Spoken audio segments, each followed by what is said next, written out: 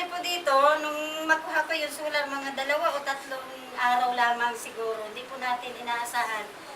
Bumaha po sa amin. Pag bumaha yung aming mga manok, yung mga gamit namin sa labas, mga timba, palanggana, nadadala po yun ng tubig.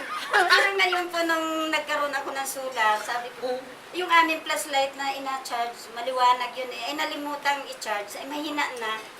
Sabi ko, tika, meron pala tayong ilaw na maganda, ay naka-charge yun. Sabi ko, ay puno, malakas. Sabi ko gano'n. Di, nilagay ko agad sa medium. Sabi ko ganyan, ang laki na ng tubig, hanggang dito na agad sa binti. Sabi ko, ba't ang bilis?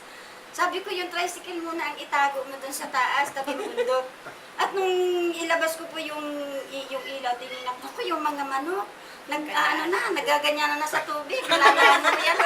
Tapos yung aking mga gamit, sabi ko dun sa aking manugang, simot, dalit, madadala na ng tubig. Ay napakaganda pala ng solar.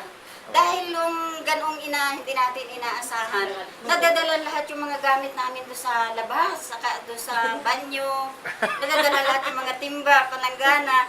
Ay ngayon ay nung magkaroon kami ng solar, talaga pong wala siyang, yung tubig wala siyang nadala. Kahit yung mga sisiw ng aming mga manok, dati ubos yun talaga ng tubig. Ay ngayon ay nasasagip namin lahat kahit yung malalaki ng ganyan. Pag nabasa pala ng tubig yun, hindi na makaalis. Nadadala na ng tubig. Ay ngayon ay, pag nag-ano na sa tubig, kita mo agad yun, ayun, naglalangoy-langoy na. Ay di nakukuha mo agad, nasasagip mo pati yung mga gamit namin. Hindi na nababawasan yung aming mga gamit doon sa labas, yung mga timba. May nag-away daw doon sa bandaro namin sa may doon, sa mga pitogo doon sa ay, tayo daw at mag-aasisa. Sabi ko, wala nang masabi nung ay, hindi, mahirap pumunta, walang ilaw. Sabi ko, aba, ako may magandang ilaw. Marami ng karanasan na naranasan ko dun sa solar na yun. Okay.